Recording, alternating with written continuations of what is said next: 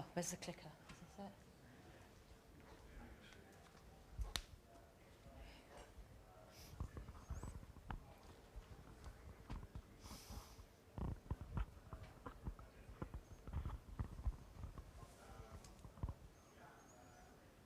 Cool.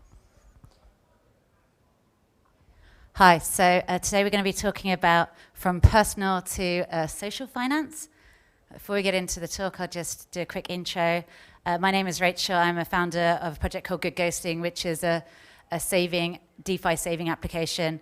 I'm also going to be co-presenting with my colleague Giel, who's also a founder of Good Ghosting and our kind of in-house DeFi degen. So we're going to be talking about some trends we're seeing that are kind of moving finance away from being something quite siloed and quite personal to a more exciting and social finance.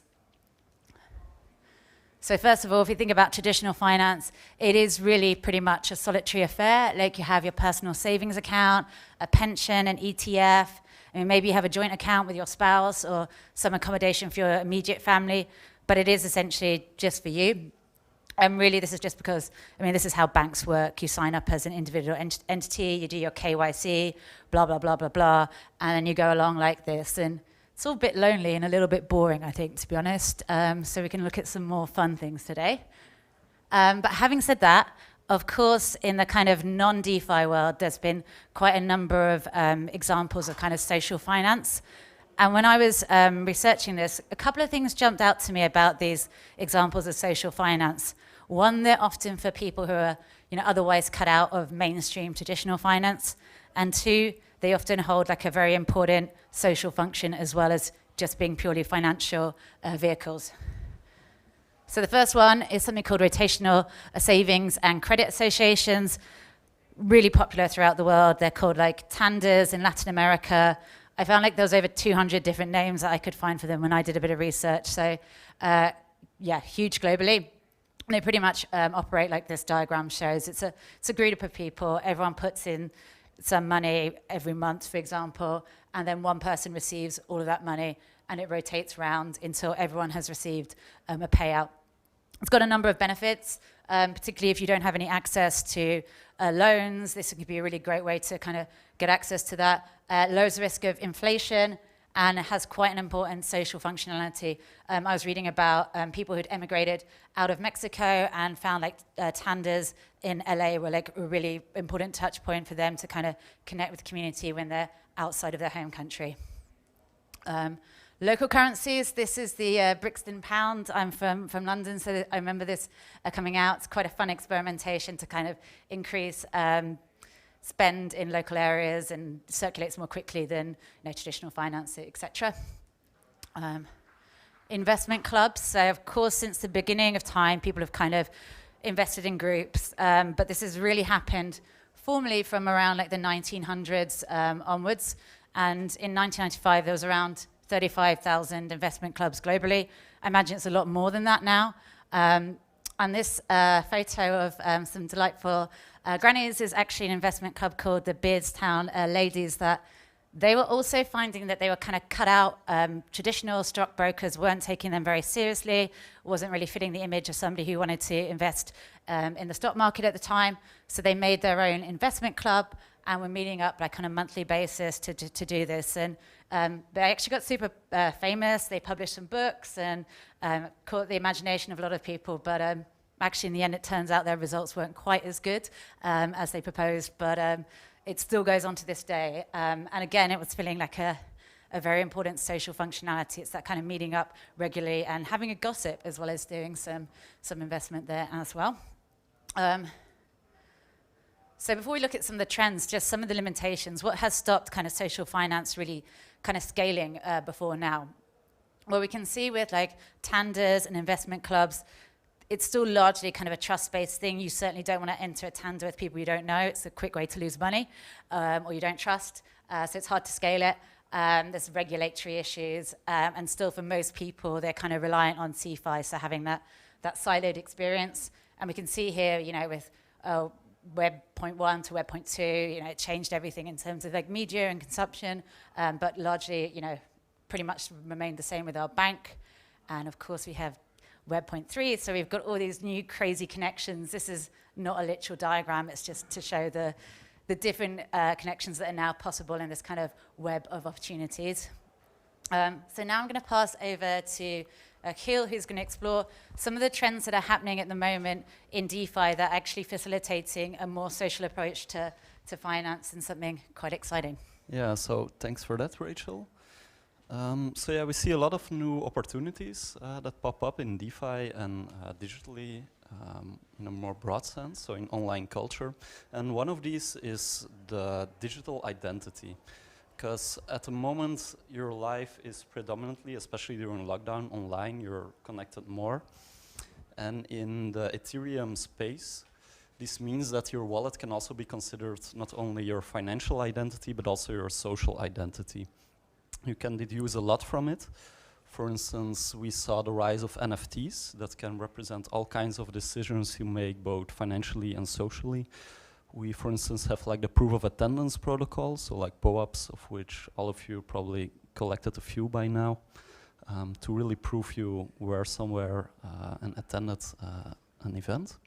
We also have NFTs representing membership, and these might give you exclusive access to certain communities and perks that come with it. And as well, from like a number of NFTs, you can deduce in what projects a certain person or a certain wallet address has been involved. So, for instance, whether somebody helps to validate the Ethereum network, whether they participate in governance, whether they are a yield farmer or they just like a certain project, maybe donate to it. And that's not all. You can also have a real representation of your investment decisions. For instance, in Uniswap, you're issued now an NFT representing your position, which is also tradable, if I'm not mistaken. And we have all kinds of variants of this. It can also show you like donating to a good cause, like this food forest NFT, for example, or some more, let's say, risky investments in all sorts of dog tokens, like Woofy is an example from Yearn. But I just want to come to the point that we now have this system in place where you can even consider your wallet a sort of universal login method to access all kinds of applications. And I think in the history there haven't been much times. I think this is the first time you really get to participate in these systems and communities in a way that you are in control. So you can decide whether you want to do it on your own name or you want to rename pseudonymous or anonymous. For instance, many of you might have an Ethereum name service, name tag, so like a .eth domain coupled to your wallet address, which can be used to link either your real identity to it or your nickname you like to use online.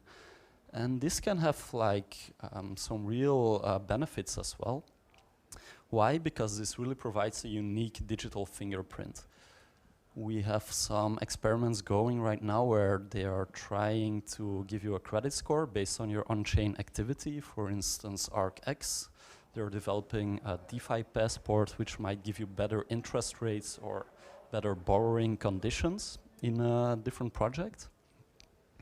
We also see other projects using this for growth hacking. So you might get early access to some content or receive airdrops, for instance, like this NFT, well, this traditional artist who prioritizes compound finance and other DeFi users.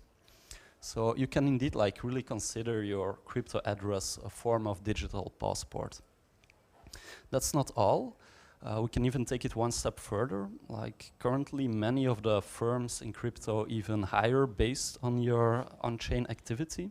So we have on the right side an example of a Degen score that keeps track of certain activities you take in the DeFi space. And many companies, including Delphi Digital, but also Compound, a variety of others, use this as an additional metric when hiring. So it can be, it's a bit strange to say, but it's some consider it on par with like a university degree because it really shows you have hands-on experience in this industry. You cannot fake it. Now, we have these digital identities, but of course, these identities also interact with each other. So we see the rise of a lot of new communities and also tooling related to this. Here is an overview made by Koopa Troopa a while back, so it's not even up to date anymore, but we have over 100 DAOs currently managing over $10 billion worth of assets, many coming from small contributors who pool their funds for a common cause. You have all kinds of different types of them, but essentially they're all a way to coordinate people and financial resources, and some even like to call it group chats turned into businesses. Recently we also saw the rise of social tokens, which are more focused on the creator economy, in which people rally around a certain artist or creator and also build communities around that. Now, when it comes to managing the funds within these DAOs, so within these decentralized autonomous organizations, there are different approaches you could take. For instance, we could look into more community-led investment approaches, of which Babylon Finance is an example, where they use the community and the governance system to vote on where to invest the funds, and they share all the proceeds with the people inside the DAO as well. And this way, the investing really becomes a social endeavor, where you have these group decisions that are taken where to lead a project next. Contrastingly, you have more the traditional approach where you have one core team that decides on where to allocate funds. This allows them to move a lot more quickly, but they still take into account some input from the community through governance. Like an example of that is Yearn. We saw a lot of different types of DAOs pop up, also some more really specialized in investing, like Index Co-op, which is curating a different list of DeFi indices, or more like traditionally VC venture type of DAOs like the Lao or Flamingo DAO, which focuses on investing in NFTs. Now there's one tool I would like to highlight, because of course to do this in a trustless and non-custodial manner, you have to use some type of tooling. An example of that is Enzyme, which is an on-chain asset management protocol, which allows you or your community to set up a new investment strategy in a matter of minutes, do it all from a multisig or just a regular Ethereum account, and do it in a transparent and non-custodial manner. For instance, you have the Unslashed Finance DAO, which does it to manage their protocol treasury. You also have Apophysis DeFi, which is pooling investments from their community through this platform. There's a bunch of other projects as well, which I won't go into detail, but Gnosis Safe is another example that a lot of communities use to manage their funds.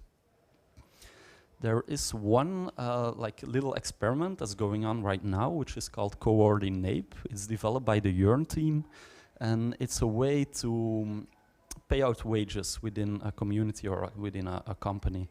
So instead of having a top-down approach where the executives decide your wage, here it's flipped completely upside down, and like every person working together with other persons, they can decide how much they want to contribute to their peers. So the better work you deliver, the more you get paid. That's a bit the concept behind it.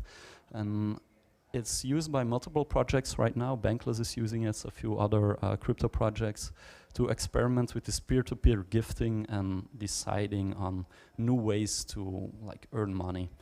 And that's a concept that we see more and more with these interactions, that the concept of earning money gets flipped upside down. So another big theme I want to bring up is a play-to-earn model, which also depends a lot on social interactions between different players. So we suddenly saw the rise of, for instance, Axie Infinity. Well, it's not suddenly, it's been a few years in the making, but it was just brought into mainstream attention.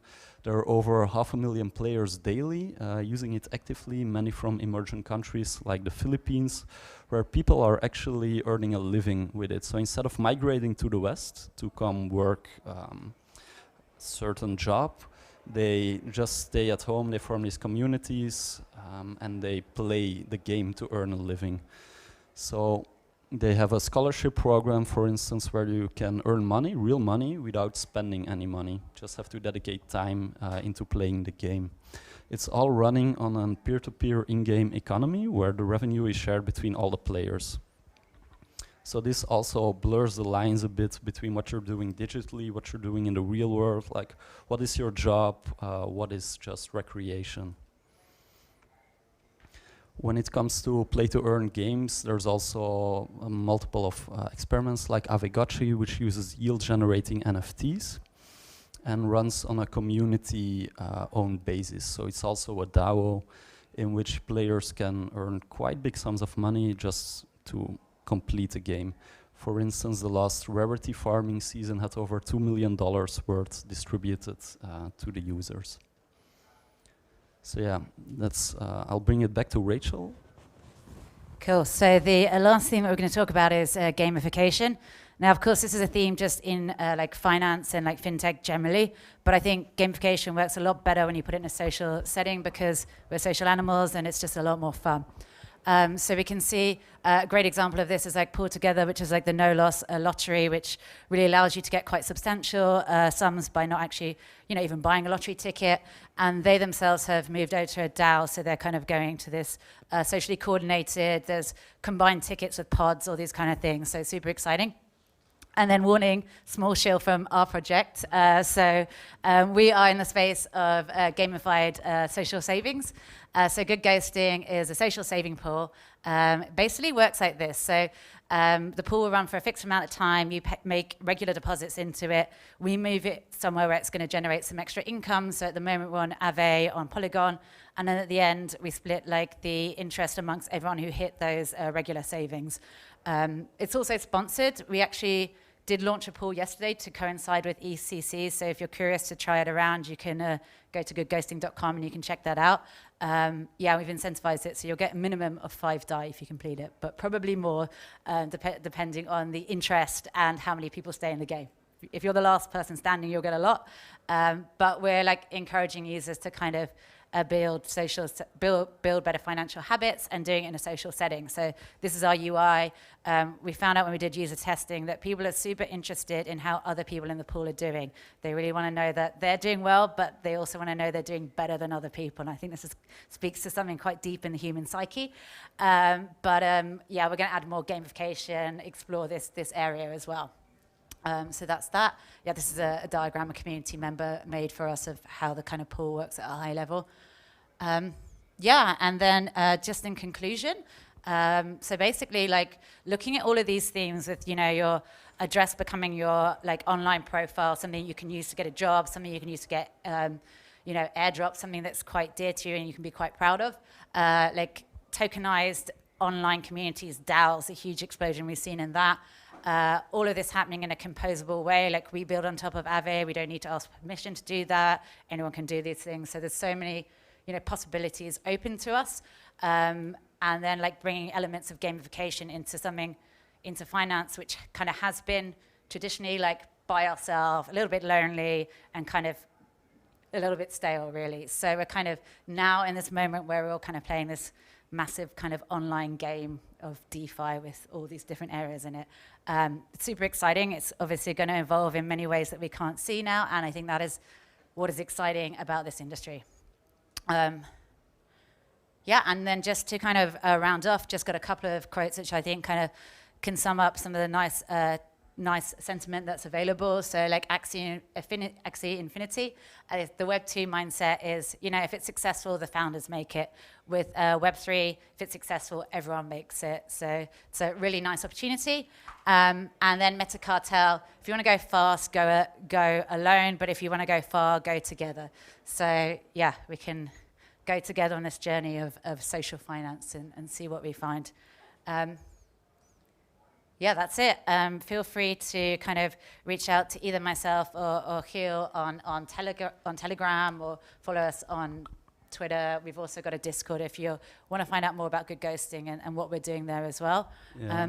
Maybe just quickly, the game is limited to 300 people, so if you want to join, it's best to not wait too long. We've got 120 people in it at the moment, so yeah, jump in and have a mess around with that. You can get a fun Future France NFT as well. But yeah, like that's pretty much it. Like I don't know if I think we've got like a minute or two for questions, if anyone has any questions.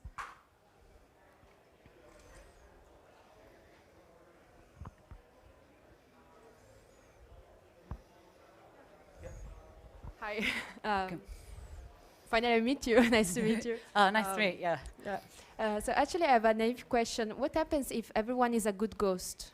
If everyone is a good ghost, well, then it would mean you would get, the interest would be split amongst everyone. Okay. But it's still a success because everyone's hit their goals. But with the pools we have at the moment, we've actually received some grants and some fundings to incentivize it. So even if everyone saved with good ghosting, you would still get more than if you saved by yourself because we have some incentivization. We did run a test and we had about 200 people doing our closed beta testing. And of those 200, it was just over 200, around 150 completed. So that's kind of the rate that we've seen. It will be interesting to see like how that holds up, if that's standard or if, there are games where everyone hits it. But yeah, and as soon as somebody drops out, you earn more than you would deposit in Aave by yourself, for instance. So you can, if you're a bit motivated, you will come out on top normally. But we like to make something that like, that if you do that, you can get something out of it. So it's not a case of luck. It's just you have to put in the behavior to save regularly. So yeah. Thank you.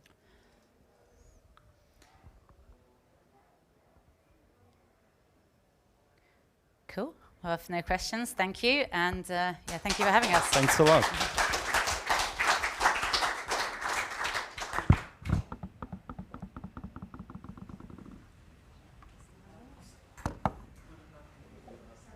Thank you. Yeah, thank you.